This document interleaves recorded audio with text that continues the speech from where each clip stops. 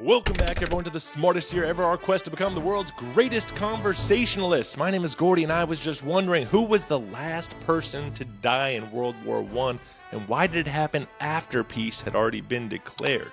Give me 5 minutes. I bet you can work this into a conversation today. And also like and subscribe so you can keep up. I do this every single day. And in fact, today marks an important milestone, which is 50 days left in this daily project, the smartest year ever. So thanks for being here with me. I really appreciate it. At exactly 11 a.m. on November 11th, 1918, the Great War officially ended. The Armistice had been signed hours earlier, and the world's deadliest conflict was supposed to go quiet. But in the final minute before peace, an American soldier named Henry Nicholas John Gunther charged a German machine gun nest and was shot dead at 10:59 a.m.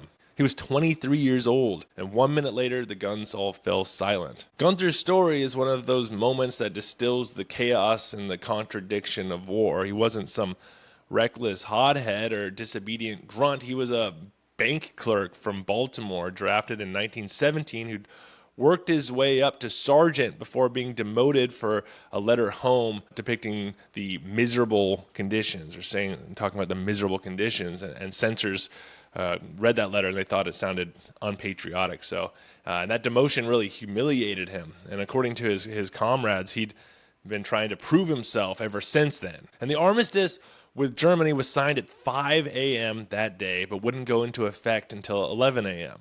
On that final morning, near the French village of Chaumont-devant-Danviers, his unit encountered a group of German soldiers who knew the armistice was minutes away, and they reportedly waved their arms and yelled for him to stop, but he didn't. He kept advancing through the fog until they fired a shot burst that killed him instantly. The reporter for the Baltimore Sun interviewed Gunther's comrades afterward. He noted that Gunther brooded a great deal over his recent reduction in rank and became obsessed with a determination to make good before his officers and fellow soldiers. And Gunther was officially recorded as the last American combat fatality of the First World War, and possibly the last Allied soldier to die in action. France's Augustin Trebuchet was killed at 10:45 a.m.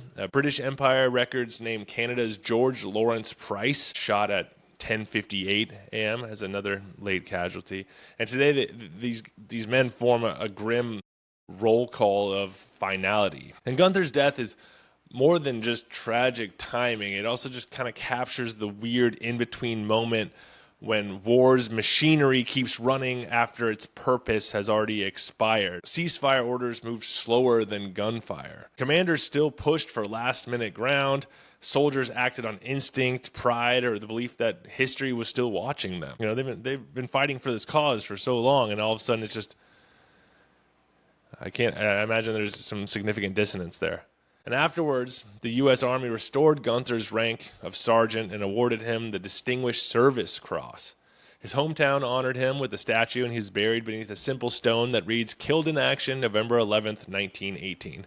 No timestamp needed, because everyone knew what that meant. So there you have it. The war that was supposed to end at the 11th hour did, but not quite fast enough. Henry Gunther's final charge became a 1-minute delay on peace and a permanent reminder that wars never end cleanly, only officially. All right, we got 50 days left in the smartest year ever. I think 49 episodes left now. It's a home stretch. So I realize I might end up with more topic ideas than days left. My list, I have a giant list on my phone of ideas as I go through the day. I write them down, and I probably have 100 right now. So we'll see what happens in 2026. This is where the brainstorm begins. Let me know if you have any good ideas. And go check out my sources as always, which can be found in the YouTube description. Leave me a comment, rate, like, subscribe. Share this with someone. I'd really appreciate that. Go check out the short version I do of all these, the 45-second condensed clip that I do across social media at Smartest Year Ever. Is how you can find me there. And in the meantime, stay curious and stay clever on our quest to become the world's greatest conversationalists. I will see you tomorrow in the smartest year ever.